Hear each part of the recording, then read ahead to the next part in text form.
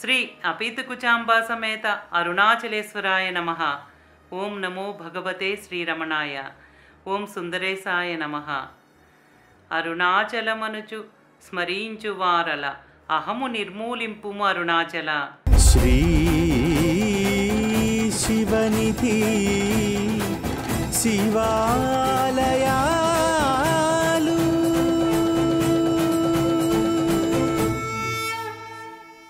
శ్రీ శివనిధి శివాలయాల కార్యక్రమంలో మహిమాన్వితమైన అరుణగిరి ప్రదక్షిణలో భాగంగా ఆది కామాక్షి ఆలయం వరకు ప్రదక్షిణను ఆచరించాం. ఈ భాగంలో ఆది కామాక్షి ఆలయం నుండి అరుణగిరి ప్రదక్షిణను కొనసాగిద్దాం.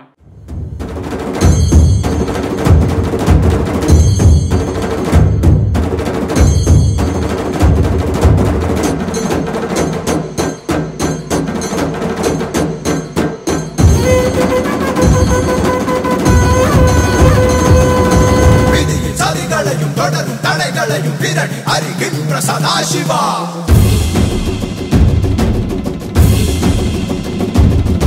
కరడు మురడాన వళిగ కెళతారు కణకు బలి కొడుకు మహాశివ.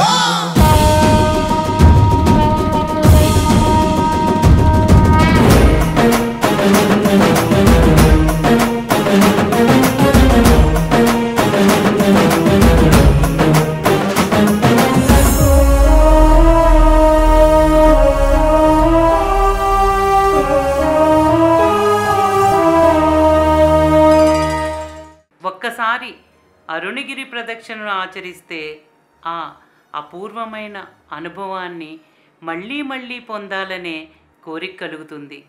అదే అరుణగిరిలో ఉన్న మహత్తరకరమైన శక్తి. అరుణగిరి ప్రదక్షిణ యొక్క విశేషం తెలపటానికి సాక్షాత్తు అరుణాచలేశ్వరుడే కార్తీక దీపోత్సవం ముగిసిన 2వ రోజున అపీతకుచాంబా సమేతుడే అరుణగిరికి స్వీయ ప్రదక్షిణ గావిస్తారు. ఆ తరువాత జనవరి మాసంలో తిరువుడల ఉత్సవంలో అరుణాచలేశ్వరుడే తన చుట్టూ తాను స్వీయ ప్రదక్షిణ గావిస్తారు. చాలామంది భక్తులు అరుణగిరి ప్రదక్షిణను ఒంటరిగా చేయటానికి ఇష్టపడతారు. ఎందుకంటే ఏకాంతం ఏకత్వంలోకి తీసుకువెళ్ళి ఉత్తమ ఫలితాలని ఇస్తుంది.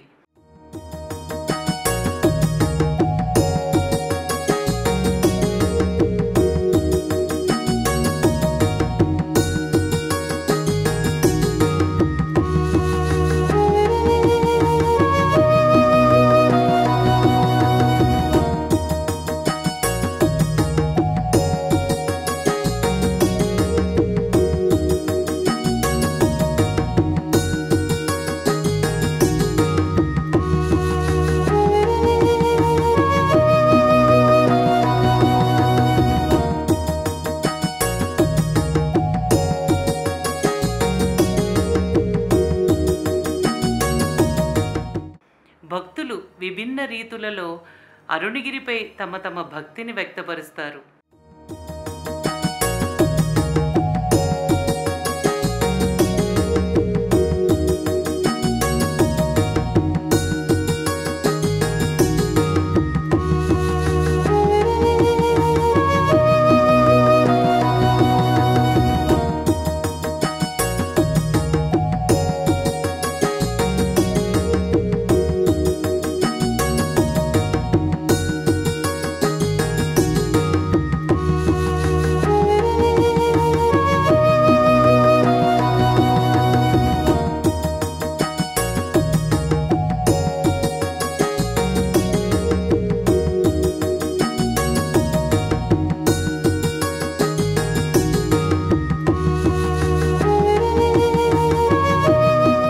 కొంతమంది భక్తులు 14 కిలోమీటర్ల అరుణగిరి ప్రదక్షిణను నడకతో సుమారు 4 గంటల వ్యవధిలో పూర్తి చేస్తారు. మరికొంతమంది చాలా నెమ్మదిగా నడుస్తూ వెళతారు. మరికొంతమంది భక్తులు ప్రతి పౌర్ణమి రోజున పాదం పాదం ఆంచుకుంటూ పాద ప్రదక్షిణను ఇంతమంది భక్త సందోహం మధ్య ఆచరిస్తారు. ఈ విధంగా చేసే పాద ప్రదక్షిణ సుమారు 12 గంటల నుండి 14 గంటలు పడుతుంది. మరికొంతమంది భక్తులు సాష్టాంగ నమస్కారం చేస్తూ సాష్టాంగ ప్రదక్షిణను ఆచరిస్తారు. మరికొంతమంది భక్తులు అరుణగిరికి అరుదైన అంగ ప్రదక్షిణను ఆచరిస్తారు.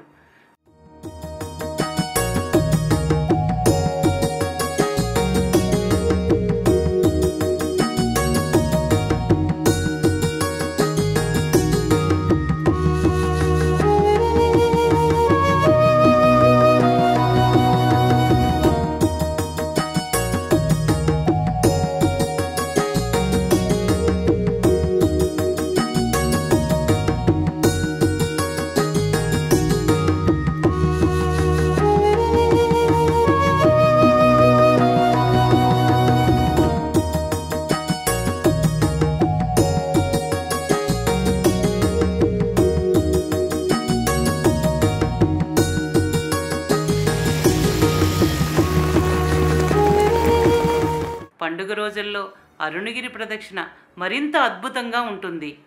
అరుణగిరి ప్రదక్షిణ మార్గానికి ఇరువైపులా వ్యాపారులు, రైతులు ఏర్పాటు చేసిన దుకాణాలతో నిండిపోయి మరింత కోలాహలంగా ఉంటుంది.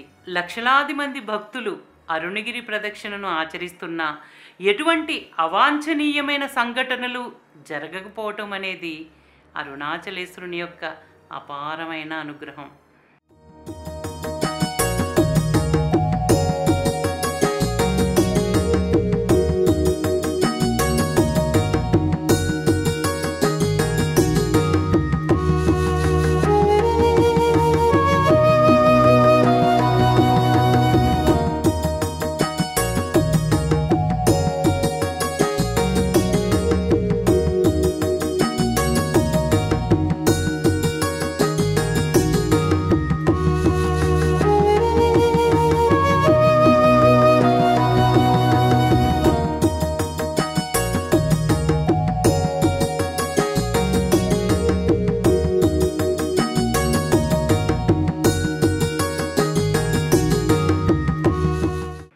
ఆదికామాక్షి ఆలయం నుండి ప్రదక్షిణా మార్గంలో కొంచెం ముందుకు వెళ్ళగానే దుర్గాదేవి ఆలయ దర్శనానికి వెళదాం. అరుణాచల పురాణాన్ని అనుసరించి పార్వతీదేవి పరమేశ్వరుని ఆజ్ఞ ప్రకారం కాంచీపురం నుండి అరుణాచల క్షేత్రానికి వచ్చి తపస్సు ఆచరించినప్పుడు మహిషాసురుడు విజృంభించగా పార్వతీదేవి నుండి దుర్గాదేవి రూపం అవతరించి మహిషాసురుని సంహరించిన తరువాత మహిషాసురుడు మెడలో ధరించిన శివలింగాన్ని దుర్గాదేవి పార్వతీదేవి చేతికిచ్చింది. కానీ ఆ శివలింగం పార్వతీదేవి చేతి నుండి విడివడలేదు. ఇంతలో గౌతముని సూచన ప్రకారం దుర్గాదేవి తన ఖడ్గంతో అక్కడే ఉన్న రాతి మీద కొట్టగానే అపూర్వమైన జలం ఆవిర్భవించింది. ఆ ఖడ్గధారలో పార్వతీదేవి పుణ్యస్నానం ఆచరించగానే ఆమె చేతిలో ఉన్న శివలింగం విడివడింది. ఆ మహత్తరకరమైన శివలింగమే ఈ ఖడ్గతీర్థం ఒడ్డున ప్రతిష్ఠించబడి ఇప్పటికీ పూజలు అందుకుంటుంది.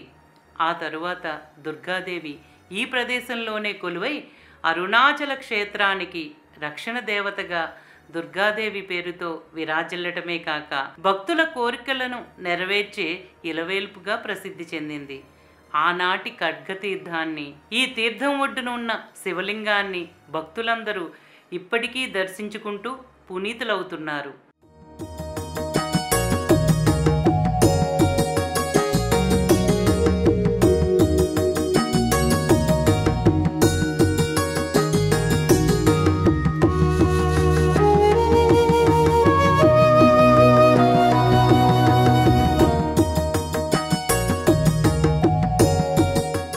ఇప్పటికీ ఖడ్గతీర్థంలో నీరుండటం అనేది ఎంతటి విశేషం.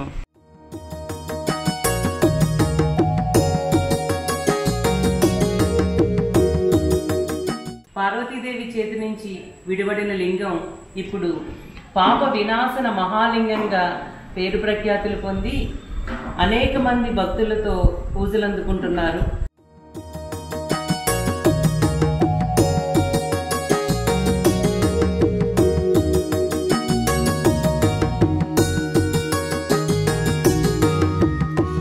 దుర్గాదేవి ఆశీస్సులతో ప్రదక్షిణా మార్గం నుండి కొంచెం ముందుకు రాగానే కుడివైపున సెల్వ వినాయకునికి ప్రత్యేకమైన ఆలయం ఉంది.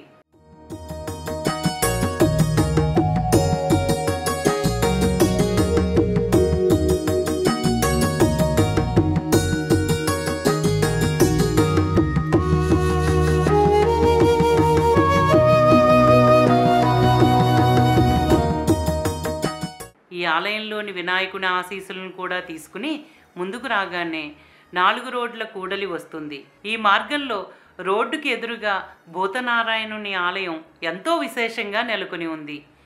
అపీతకుచాంబ సమేత అరుణాచలుడు అరుణగిరి చుట్టూ స్వీయ ప్రదక్షిణగా వచ్చినప్పుడు భక్తులు ఆయన చుట్టూ చేరి గమ్యాన్ని చేరుకుంటున్నామనే అత్యంత ఉత్సాహంతో మరింత వేగంగా ప్రదక్షిణ ఆచరిస్తారు.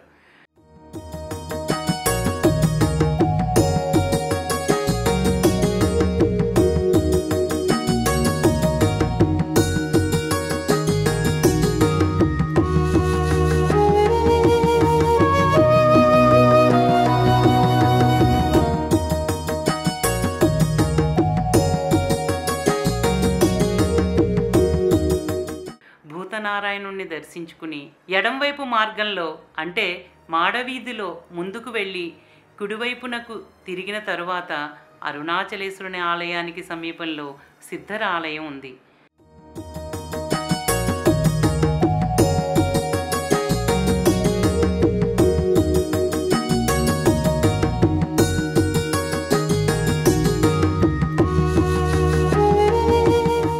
ఆయన యొక్క అనుగ్రహ ఆశీస్సులను కూడా పొంది తిరిగి రాజగోపురానికి చేరుకున్నాము.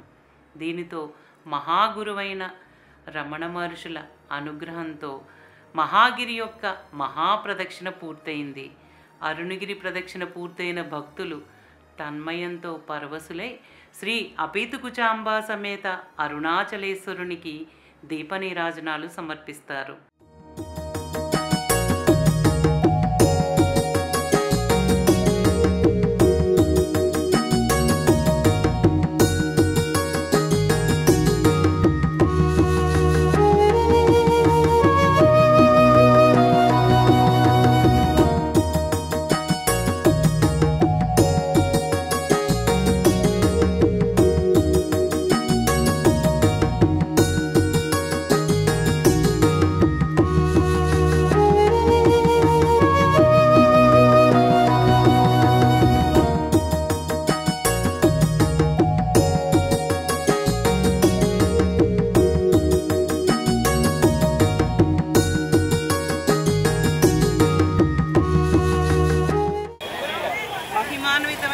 ఈ అరుణగిరి ప్రదక్షిణ ఆచరించే మహద్భాగ్యాన్నిచ్చిన అరుణాచలేశ్వరునికి, అపీతుకుచాంబ అమ్మవారికి, భగవాన్ శ్రీ రమణ మహర్షికి అనేక జన్మజన్మల పాదాభివందనాలు.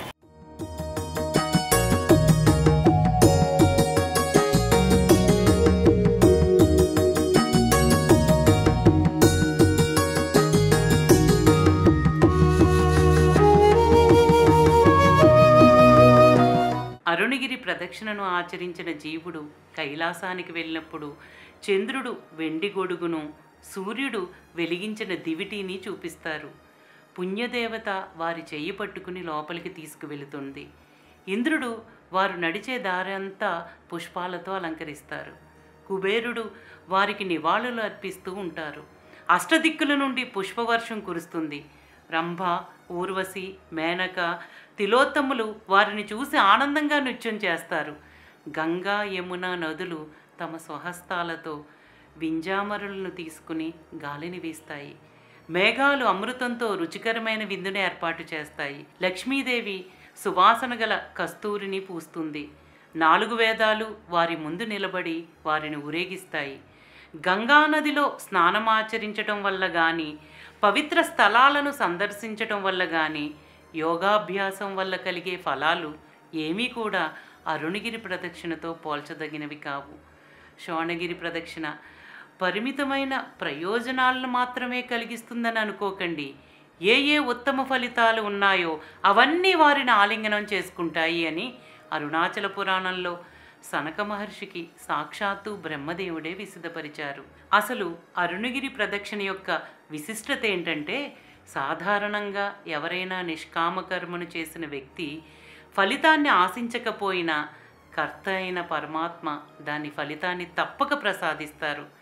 ఆ కర్మ ఫలితాన్ని అనుభవించడానికి జన్మను ఎత్తాలి. జన్మ వస్తే మళ్ళీ కర్మ తప్పదు. ఇలా లోకంలో జన్మ పరంపర, కర్మ పరంపర కొనసాగుతూనే ఉంటుంది. కానీ మనం పరమేశ్వరునికి శరణాగతి చెందటం వల్ల కానీ, ఆత్మవిచారణ ద్వారా కానీ జన్మ పరంపరను అంతమొందించవచ్చు.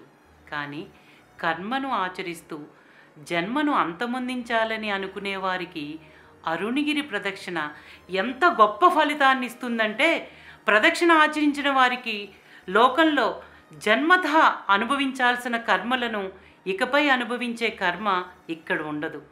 మరి ఎక్కడ ఉంటుంది అంటే, కైలాసంలో అనుభవించే అర్హతను జీవుడు పొందుతాడు అని పురాణం చెబుతుంది. గిరి, గుడి, గురువు ఏకమై నిలిచిన అరుణాచల దర్శనం స్వస్వరూప దర్శనమైన ఆత్మదర్శనం కంటే భిన్నం కాదు. అరుణగిరి ప్రదక్షిణ అనుగ్రహించే శాంతి, శక్తి, వైరాగ్యం, జ్ఞానం, పరమానందం అనిర్వచనీయం. కేవలం అది అనుభవైక వేద్యం. జీవాత్మ పరమాత్మతో నిత్య సంగమమే అరుణగిరి ప్రదక్షిణ, అంతుచిక్కే ప్రదక్షిణ. భగవాన్ శ్రీ రమణులు తమ అరుణాచల పథకంలో అరుణాచలుణ్ణి ఇలా కీర్తించారు.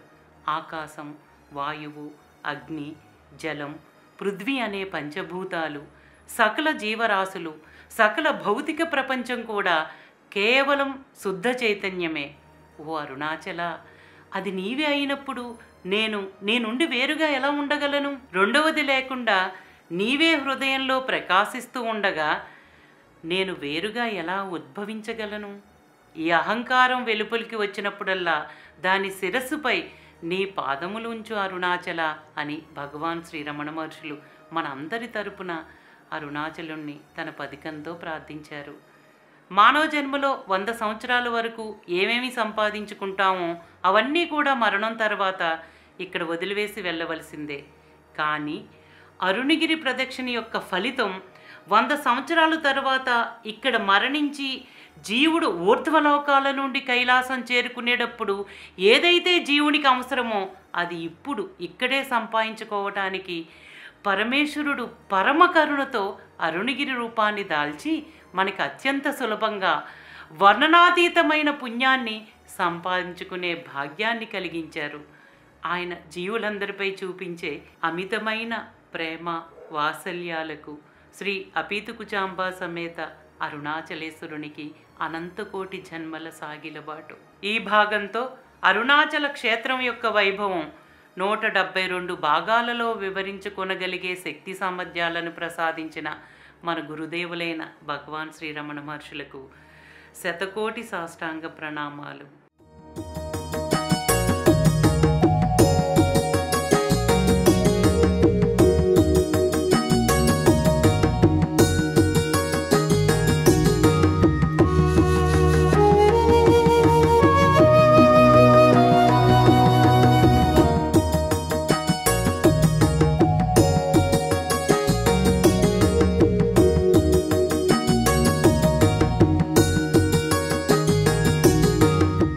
అరుణగిరి చుట్టూ నెలకొని ఉన్న విశేషమైన 360 పవిత్రమైన పుణ్యతీర్థాలను గురించి, అరుణగిరిలో సహజంగా ఏర్పడిన గుహల యొక్క మాహాత్మ్యాన్ని గురించి, అరుణగిరిపై అత్యంత విశేషమైన అరుణగిరి యోగి రూపాన్ని ధరించి తమ కరుణా కటాక్షాలచే లోకాలని ఉద్ధరింపచేస్తున్న అరుణగిరి యోగి యొక్క అరుదైన విశేషాలను ఇంకొన్ని భాగాలు చెప్పుకుంటే అరుణాచల క్షేత్ర మాహాత్మ్యము పూర్తవుతుంది. కానీ కొంత విరామం తీసుకుని అరుణగిరి మాహాత్మ్యంను పూర్తి చేద్దాం.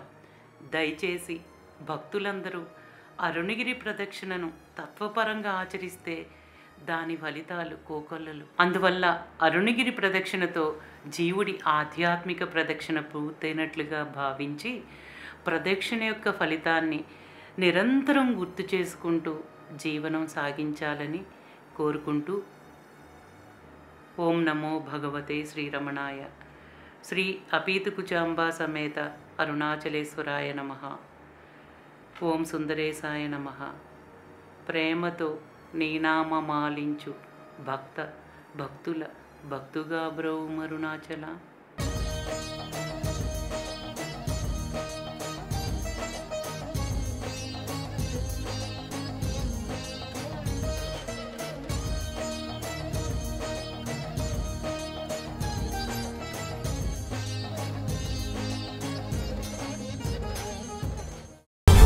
శ్రీ శివనిధి శివాలయా